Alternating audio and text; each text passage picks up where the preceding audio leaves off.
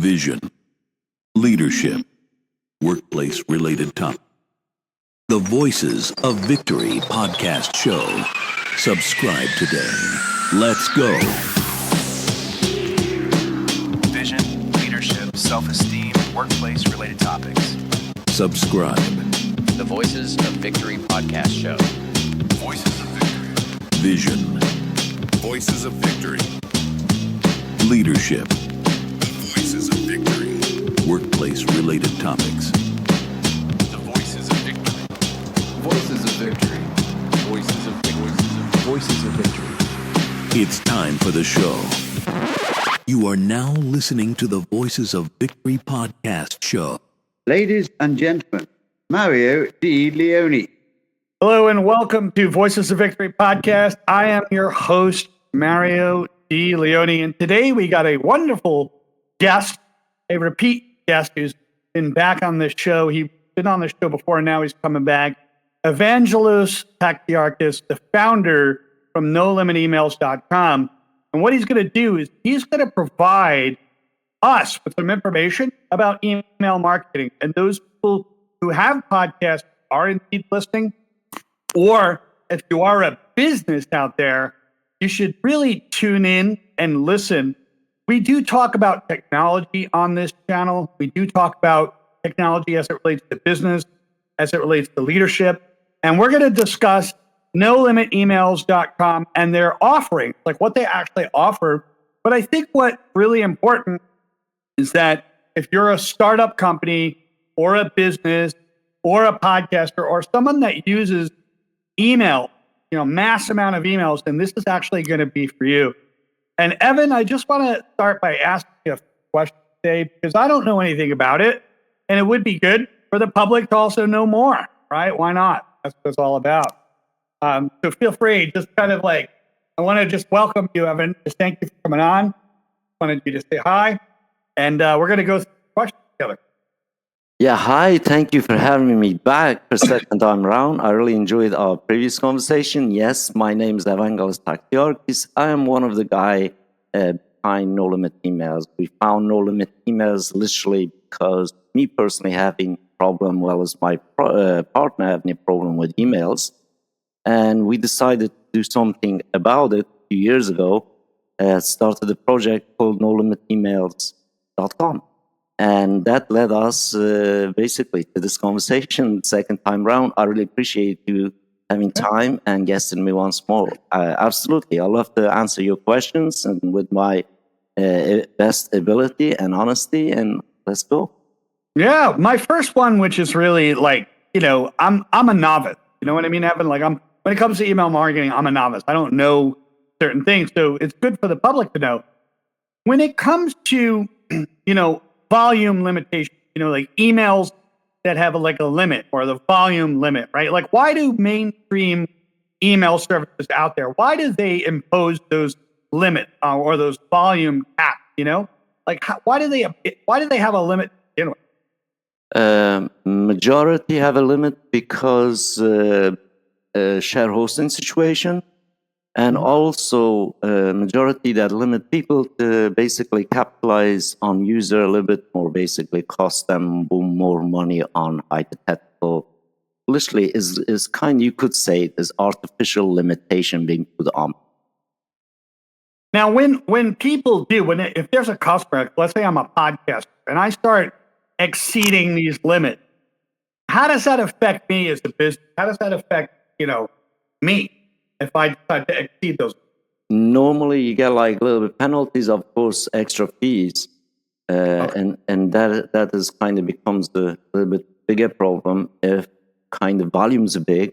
Imagine that you are only small business, but you use the system that instead of sending 5,000, you send 150,000, and suddenly now your price was according to the 5,000. Now they can even charge you as a little bit as if you found a private phone line for emails in EQC. So the prices goes up, and that pushes you as a beginner or somebody that is kind of established even in jeopardy of basically not able to afford the fees to the platforms they use. Wow. So in other words, if I decide to go over my limit of emails, essentially what's happening, I'm just going to get hit with a bill. That sound about right? Yeah, absolutely, with hefty one as well, and is on repeat. So obviously, most majority of those systems are they obviously monthly as well as credit based stuff, and that becomes very costly if you are scaling up and try to grow beyond what you could do today. Like let's say you had a just small group of people that you reach out, anything from 1,000 to 10,000. And then anything from 10,000 to a million becomes a big problem. And anything from million to 10 million becomes even bigger problem when you have this kind of charges in place. Wow. Now, I guess so for companies, for podcasters like me, and for companies, pretty much you're going to get hit with a pretty hefty bill just by going over the limit. Now, what happens when it comes to like deliverability? Like if there's a problem with it being delivered, for example, what factors influence email deliverability? In terms of the rates, the actual financial rate, what they have to pay in conventional email services. Like if I decide to send 100,000 emails, right? What influences whether or not they're delivered? And of course, maybe if I lose money with that, is there a way that I lose money with that? Yeah, absolutely. On share hosting, you have this unknown area. You don't know is it delivered or not. Even you send, but you really don't have a good kind of data back from the providers. Is it that email actually being delivered or not? Yes, definitely can cost you more, and even cost you really losing your kind of bottom line for the marketing, so to speak, your budget very quick. Deliverability is a very important part, and majority that really relies on few factors. One is a secure line of communication and reputable communication line specifically set up for email with authentication that everybody who received the email, let's say you send an email to Gmail wants to know, are you the worthy people to receive email from or not? So it falls down to basically in the end is trust. Is this specific emailer or a person has a good enough trust or not when it comes to deliverability? And in the end really relies on a good authenticated handshake, so to speak, to deliver message from one node to the other. And this is lacking in majority of the share hostings. That's why deliverability is so dismal on them. And the differences in here, a difference is basically is kind of you have a good authenticated site with secure and dedicated IP that trackable by ISPs that you send email, and then you have this share hosting with even maybe kind of not so real IPs that emails being sent through. So that's the big difference when it comes to deliverability. You have a private lane, or would you kind of have it the other way, which is normally unknown? Now, how does services like No Limit Emails, how do you guys address like spam folder placement? Like, how does that work? Spam folder placement again is related to that reputation once more, but and also we have kind of tools in place that will tell us if the receiver inbox is actually being classed as a spam receiving inbox, and well as the user themselves are actually sending spam as well, be it that with their current email, or be it that their name is attached somewhere else that they're doing that kind of activities. As you all know, really, if you're in the internet, doesn't matter. You could use many kind of fake names or pseudonyms, but in the end, still ties it to the real human doing this kind of stuff.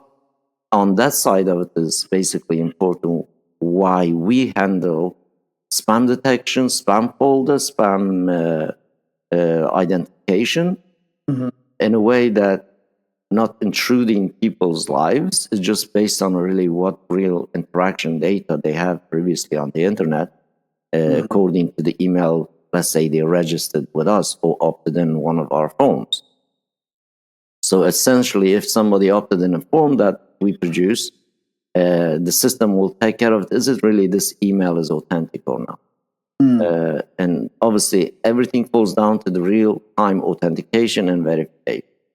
So if we can't do that, then that means there's issues that you could go to spam, go to anywhere else. And of course, this falls down to also the email content itself, the writer who's write email, what's the purpose of it, what the end goal is. Is it misleading, or is it actually just try to, sell a snake oil to someone? Of course, with the help of AI detection in today's big companies use a lot of filters, and in conjunction with the rules and laws, we put the filters and system in place to not even allow us to communicate with somebody's inbox is full, for example.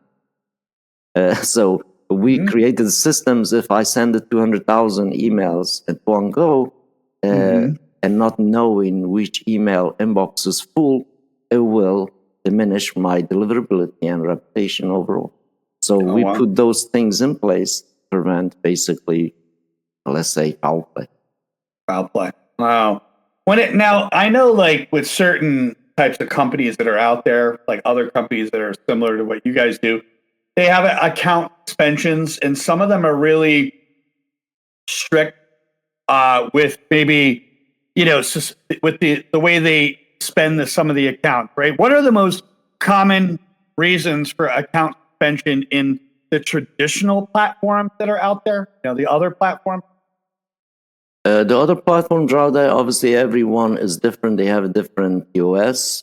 But in generally speaking, most of them anti-spam, in essence, of course. But you could send an email that mention, let's say, name or sect or kind of really, as you know, so many thousands of words now being classed as a spam. So they could pick up single word and suspend your account. Literally. Wow. Because you do not have a control over what they put it in POS, what is actually covered is not clear. Yeah. And of course, if they say, okay, you mentioned something on your subject line or in your content, this deemed the breaking the POS, then you get suspension. And obviously, when your account suspended, especially on active email accounts, your business stops. And it's very, very harmful in the end user point of view. And obviously, this happens quite a lot and a regular. Even you get, obviously, when you get account suspension, they have a right to not let you in again. And it's happened to me personally a few times, and it's real. It does happen, and does happen quite often. Not many people really reporting it. I think probably people feel a little bit of shame. That's why they don't report this kind of stuff. And we try to prevent all that. We don't really suspend accounts in our network unless it's something totally severe. And we like to educate them what is really wrong and how can they put it right. And that is another thing's missing from many other service providers. They really do not provide any one-to-one or human-to-human conversation. Yeah. You mean they have the 7-day ticket problem, right? Like, look, go ahead and put a Zendesk ticket in there, and we're going to wait 7-10 days or some kind of ticketing system. That's the worst. You guys, I've noticed that you guys are face to face. That if I have a problem with my email, I can face to face. Am I correct? Absolutely, yeah. It's like we are human to human, face to face, problem solved on the same page type of mentality and setup. So imagine that you are our customer, you had an issue, and we just jump on a live like this, and you share your screen, we share our screen, and we look to the issue there and there and fix it there. Wow, that's awesome. That's like what we call white glove service. It's wonderful. Now, if I'm a business, I'm a business, right? I need to ensure compliance, but still avoiding maybe accidental or arbitrary suspensions. Like, what can I do as a company or as a business just to make sure that I'm compliant to avoid suspension? On the back-end compliances, all the rules and regulations that is obviously covers from data point of view, data ownership. Yep. There is nothing illegal in the world that say you cannot own somebody else's data. So that part of it is legal, but there is obviously rules how you could use this and utilize this. So we always advise use openly available public data. You will never get issue, you never get a problem. Because all legitimate businesses registered in some sort of databases around the world by the governments, by the institutions, by private providers, by advertisers. So the data itself is not an issue. Obviously, utilizing and using the data legally we cover in the back end of it all authenticated, obviously with the DKIM, with SPF, with well as obviously traceable, detectable, dedicated IP. So if there's anything goes wrong, anyone around the world could sue us.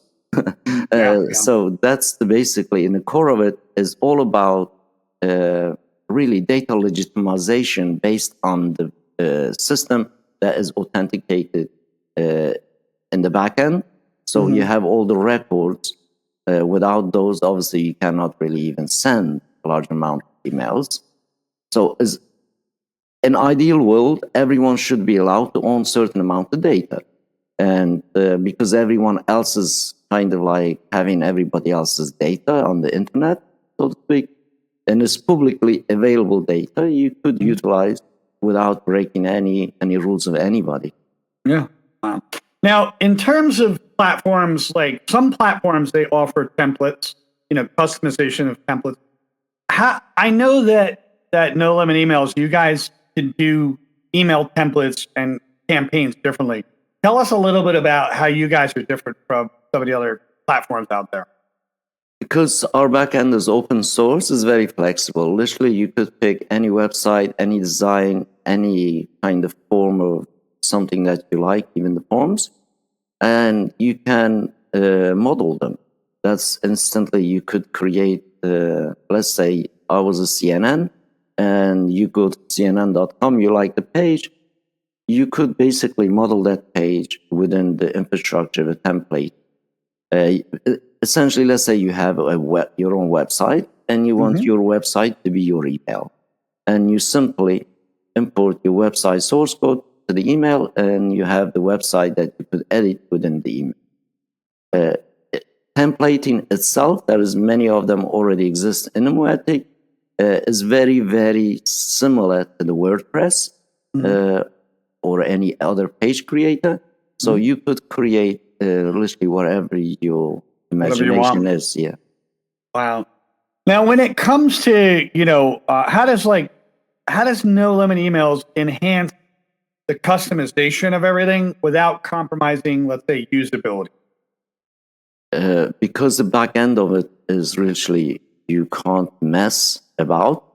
So visually you can do things that is really flexible. So you can build, edit in any given time.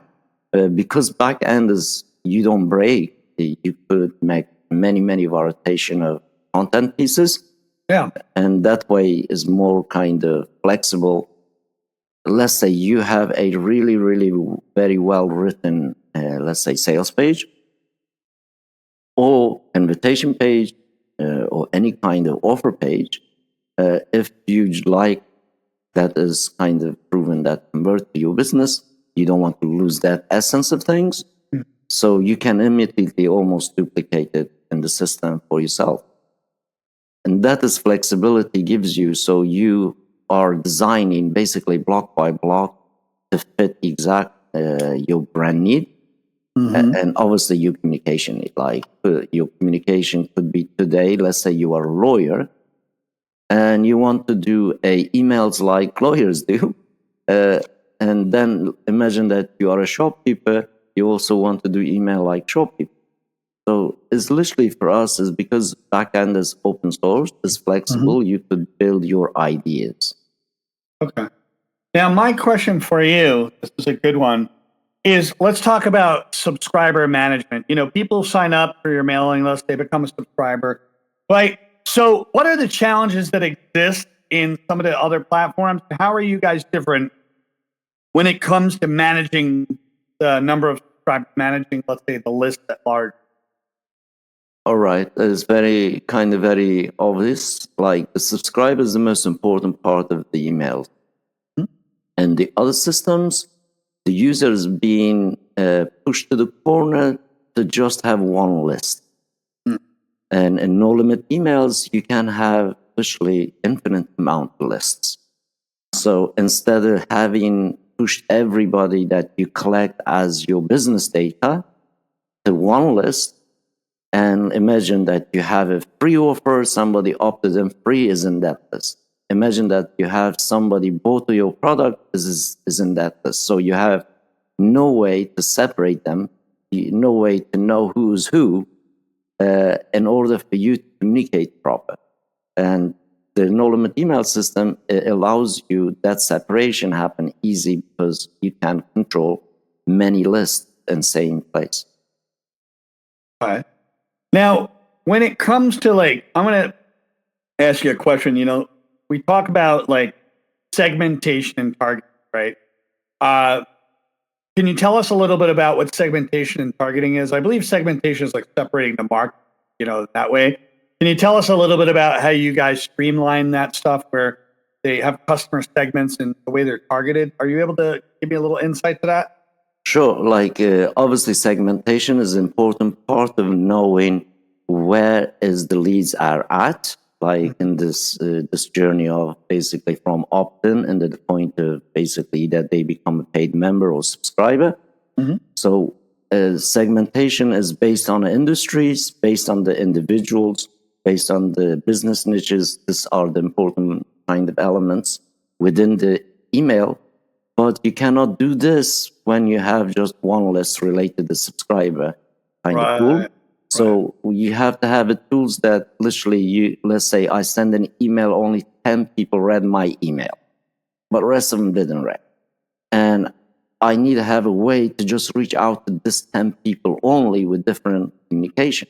And segmentation does allow you to do that, especially the system that we built, obviously in conjunction with open source technologies.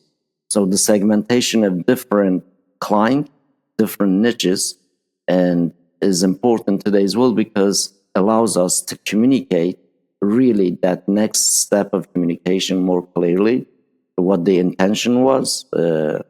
Obviously, you could send intent-based kind of emails out.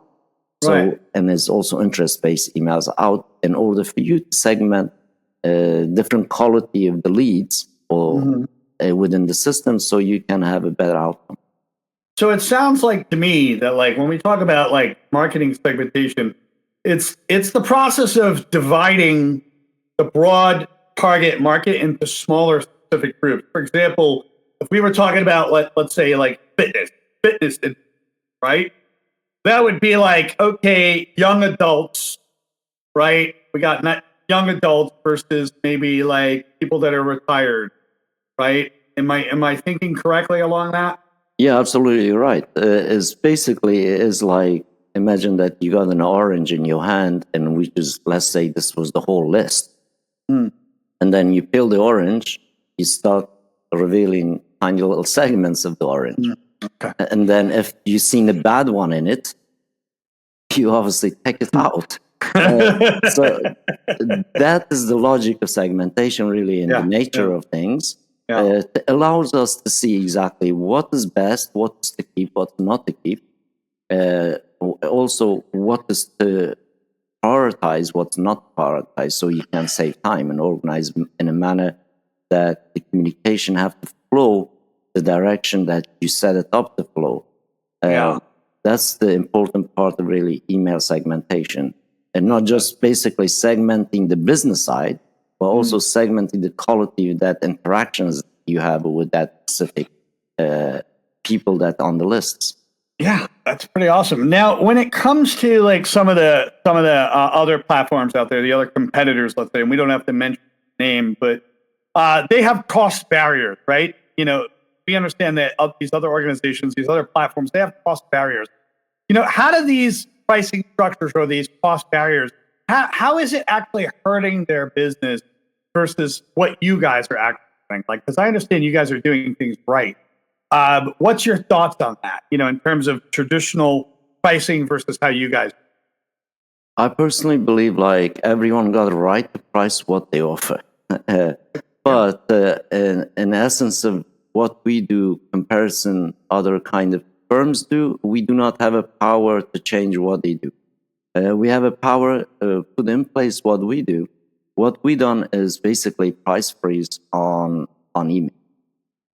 And what the main competitors do, obviously, they have a lot more bigger kind of like overheads and a lot more bigger kind of, let's say, institutional setup and as huge companies. So they have a lot of wages and a lot of responsibilities to pay, a lot of rents to pay. So that goes on a cost of basically end user who is in part of that specific systems. That's why the price is very, very expensive.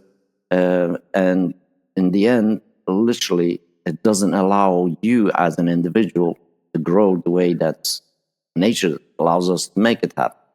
And this is where we are different. We just price basically. There is, we believe, I personally believe, we as in the business, we need to know what is the cost for me to run a car from A to B. Right. 10 mile, how much is the gas going to cost?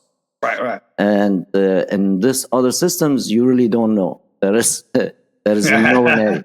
But with us, we know that they cannot exceed a single cent on according the prices set. Wow. And it as obviously gives the end user peace of mind that they know that really it doesn't matter what volume they do, the cost is not going to change. Absolutely. Now let's talk about because we're going to be dealing with a lot of startups. A lot of startups listen to me out there. Can no limit emails offer cost-effective options for startups? If you're a first-time startup technology company, and I need this, right?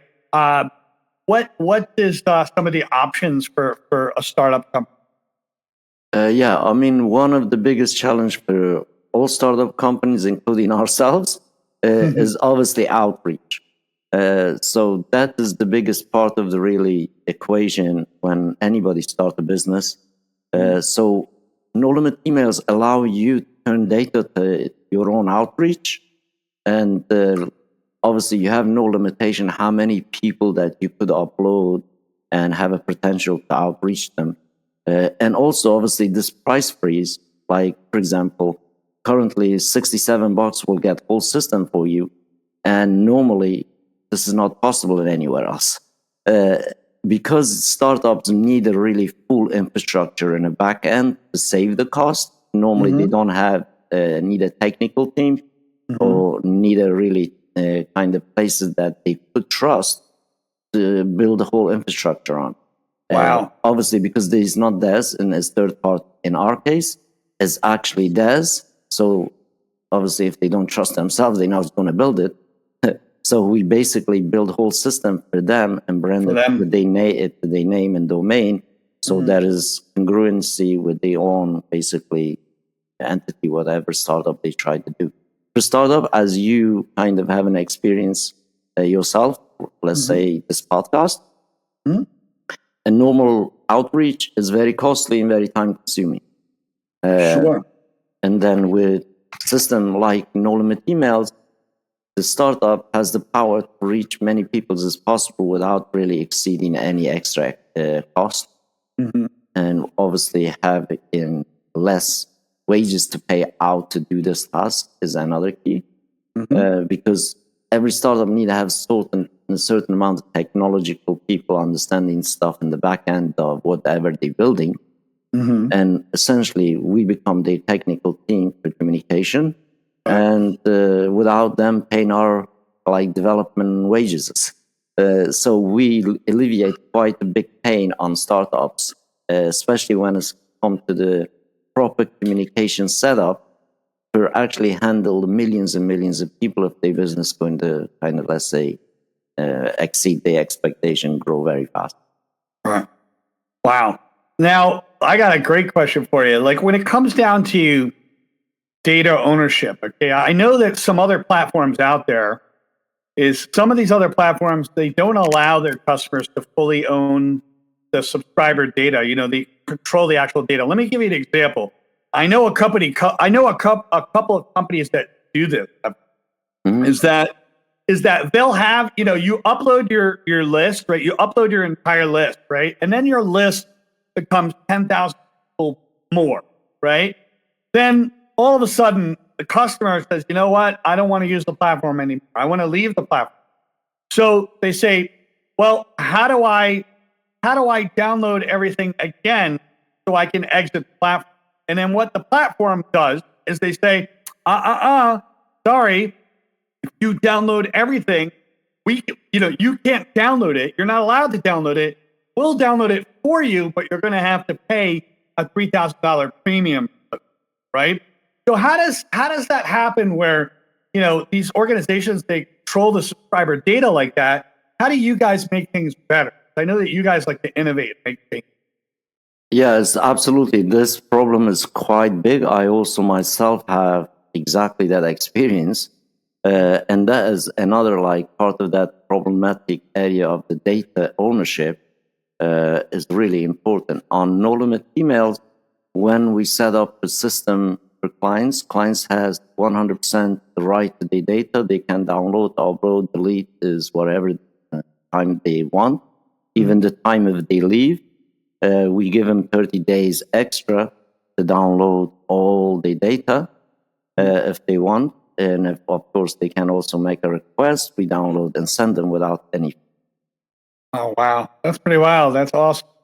Now, in terms of ensuring the privacy, how do you guys, because I know there's a lot of things that happen on the back end, right? We got front end development, back end development, right? When it comes to data ownership, not data ownership, but privacy, what happens with that in order to help the customer kind of with their privacy related? Yeah, absolutely. Privacy is an important part of the whole thing that we do, and we really hold that high.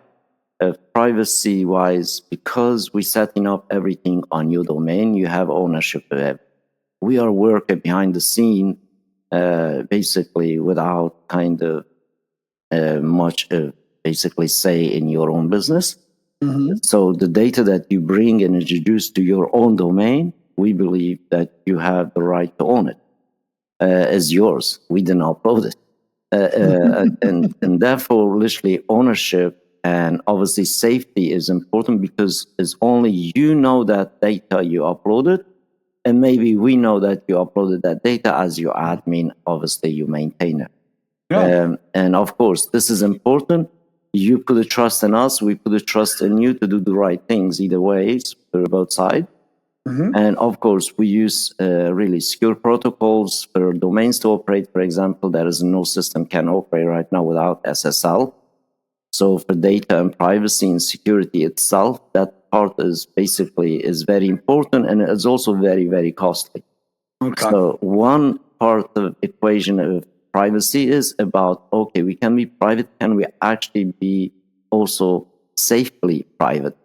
What's our security is, okay, we could put file in here, but how secure is it?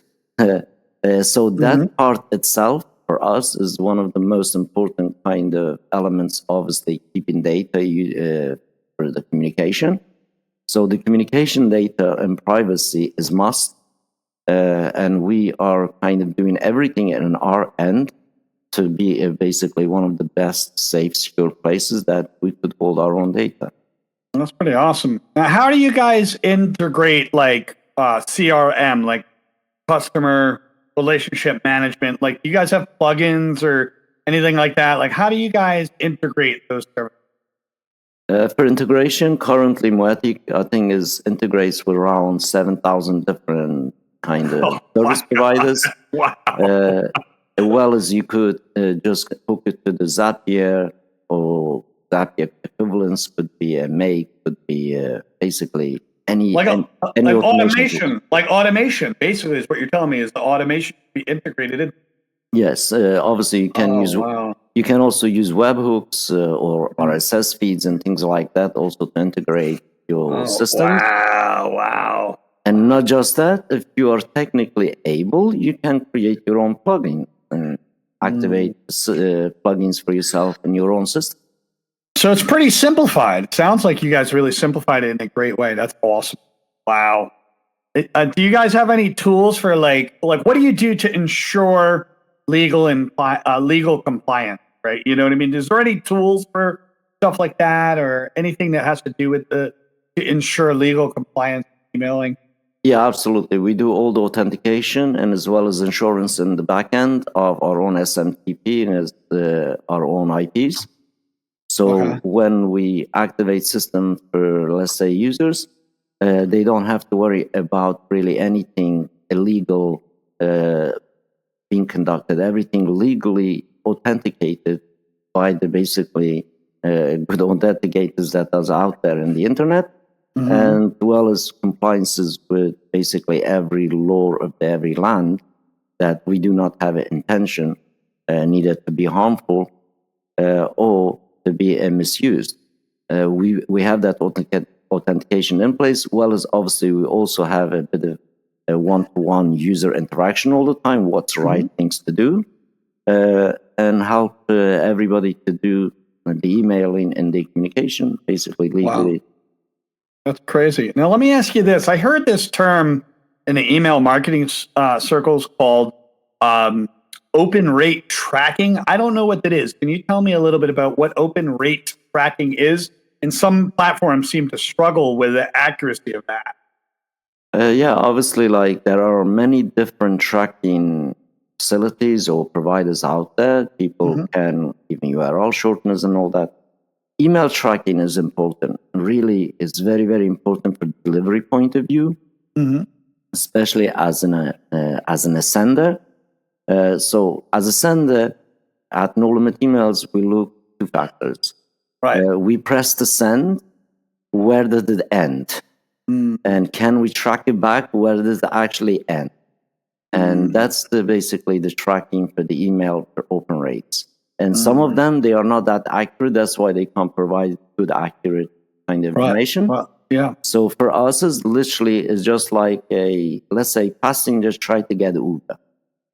And where was the Uber is, which part of the map at they are, where they picked up, where they dropped. And it's all who's opened it, who is interacted with it internally, who scrolled it, and how long they scrolled it, how many links they went back on that email click.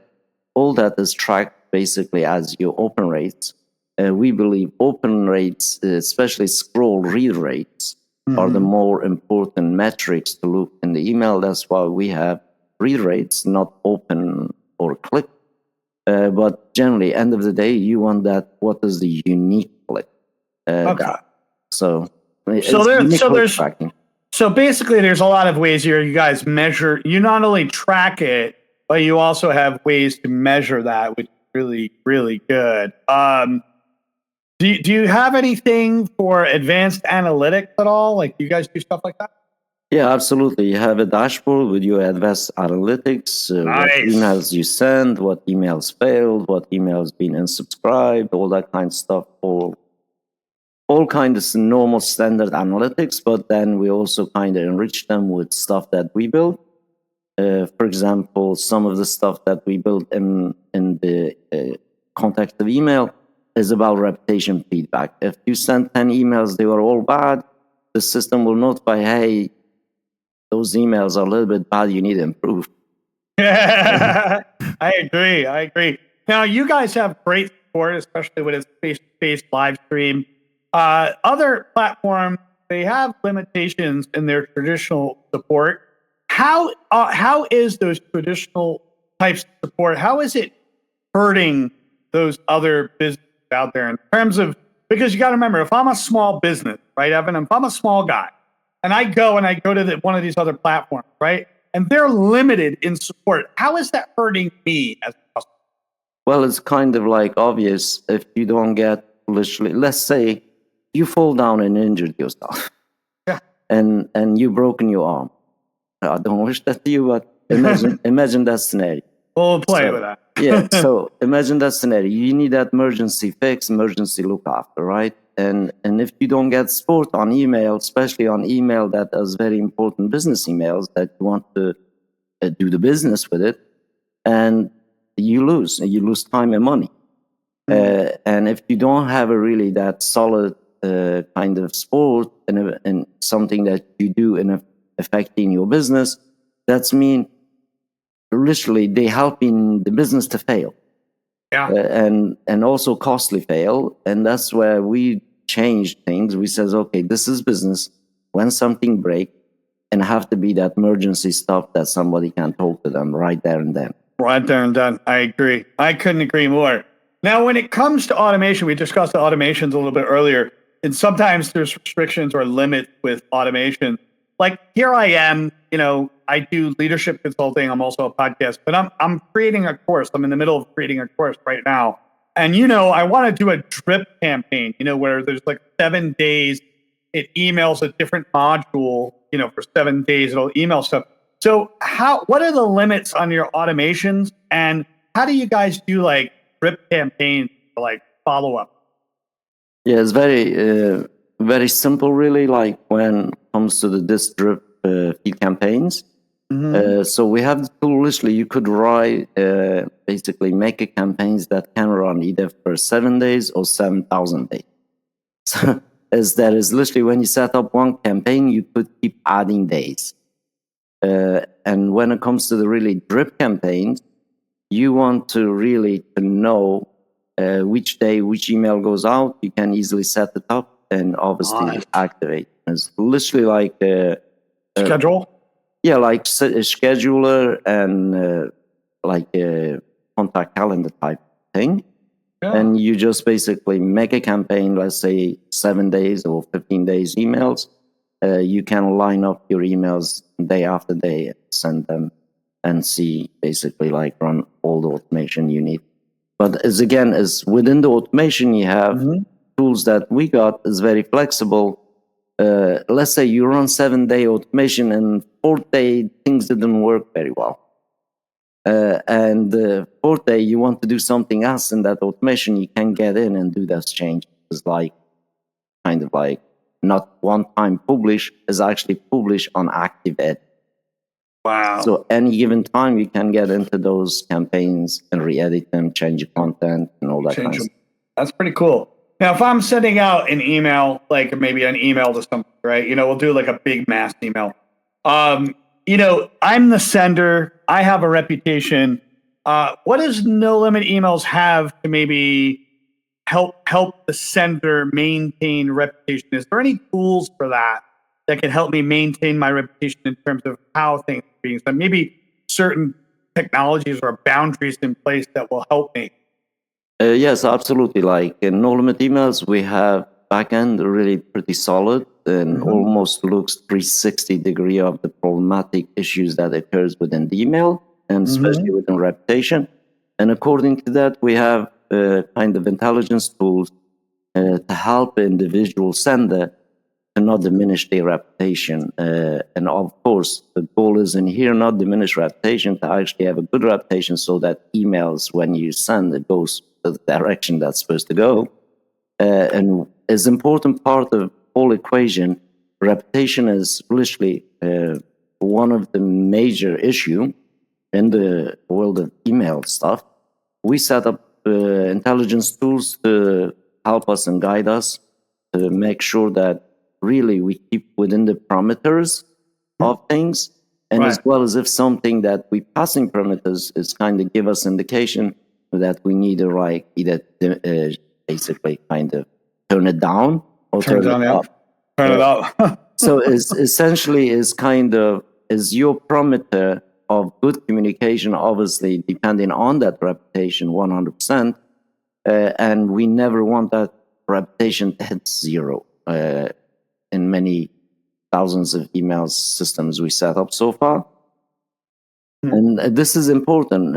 If you can't detect what is good and what is bad, you cannot really detect reputation. Yeah, and absolutely. We have all that technology behind the scene that helps us to, for example, I can log and send campaign to 10,000 people. I don't have to worry about me burning my eye because the system internally already taking care of that. If something that I did as a user, let's say, going to harm that reputation, system filtering is already in place to prevent that happen. For example, we have some users, they just out of the accident send 10 million emails. And we don't want them to destroy their reputation. We don't want them in their domains. So we have filters in place. Can we double check this? Can we triple check this? Wow. So there is basically kind of few safety nets in place in our system that literally helps me to do kind of emailing that out of the blue. I just sent 50,000 emails to somebody I didn't know. Wow. So that's the key for us is really two factors. One is about really the data quality, and the other is really user reputation is obviously essential. Wow. Let me ask you this: when if I'm a small company, I start expanding, let's say next year or the year after, scalability is always a principle. That the company is going to be scaling up and scaling up quickly. Traditional services sometimes can't keep up with the scalability, but I know No Limit Emails has that ability to scale with the growing needs. How do you guys scale with the growth? How do you help them? Scalability definitely one of the major challenges in any business and any kind of obviously in any niche. When we look scalability for email, always been problematic in industry-wise, and we decided to do something about that.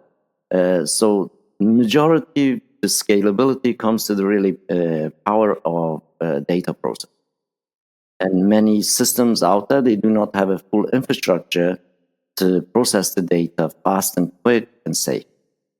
So we put a basically system in place, enable us to do that. Essentially, let's say I just uploaded 50,000 email leads to the system. As my upload finishes, the system already verified. If I have my email already written, I can directly send.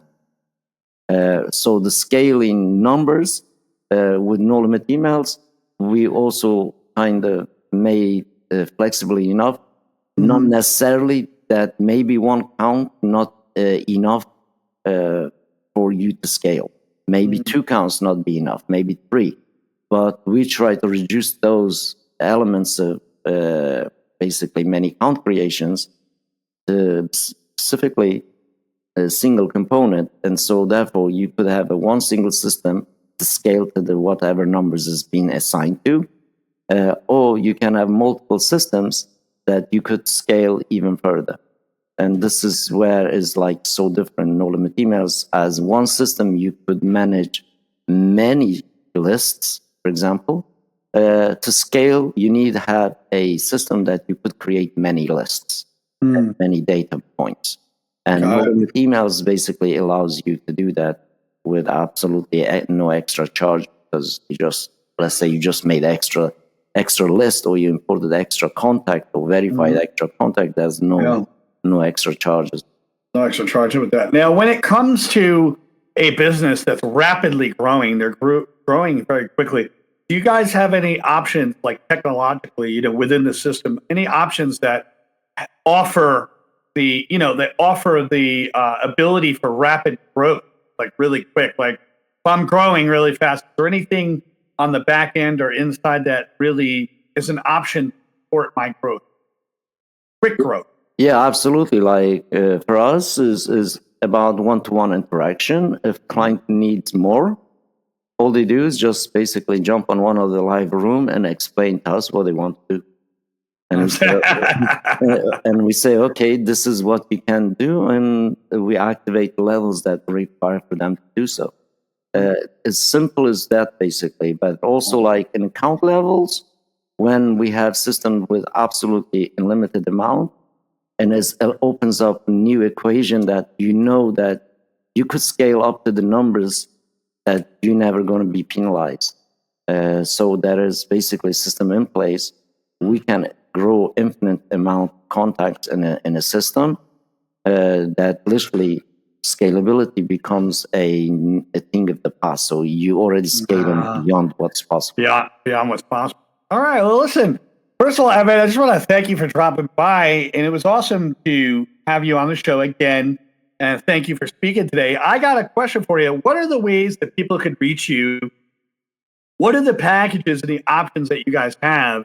And like, how do they get in touch with you if they're going to get in touch with you? Let's talk about just how can they reach you? What are your options? And how can they reach out? Sure. They can reach out to me basically by LinkedIn. Just put Evangelos Taxiarchis and reach out to me. Or go to the YouTube, just punch in No Limit Emails. You will come across lots of live videos that I'm doing.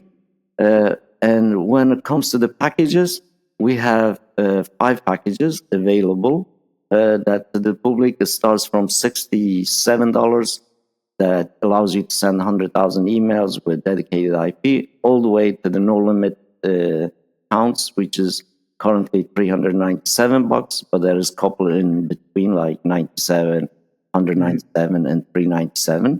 So, and also we do it all for you. All the user does is provide us a domain and data, and we do the rest of the basically content creation, email automation, sending, list management for them.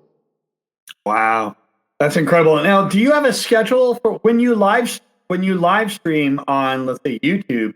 Do you have a schedule that, like a certain day or certain time that you actually stream? Yes, we are definitely live streaming every day on YouTube between 8 and 10 p.m. GMT. So between 8 and 10, we normally live at least one stream a day on YouTube. And of course, we also have a public meeting rooms, our own private rooms with Meet No Limit Emails live tool. That's what we're recording this on.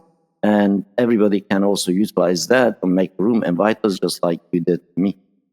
Absolutely. Well, I just want to say thank you again for coming on. And I just want to say thank you for everybody who's actually been listening. That was Evangelos Taxiarchis, founder from NoLimitEmails.com. Feel free to reach out to him on LinkedIn. He will definitely have a nice, wonderful, warm conversation and figure out what your needs are and help you move in that direction in terms of email marketing, in terms of No Limit Emails. Evan, again, thank you one more time. You have a great day. Thank you so much for having me next time, and I'm sure we will do it again. Thank you so much. All right, we'll do. All right. Stop the recording. Okay, I stopped the recording, and now let me see. I got to go save.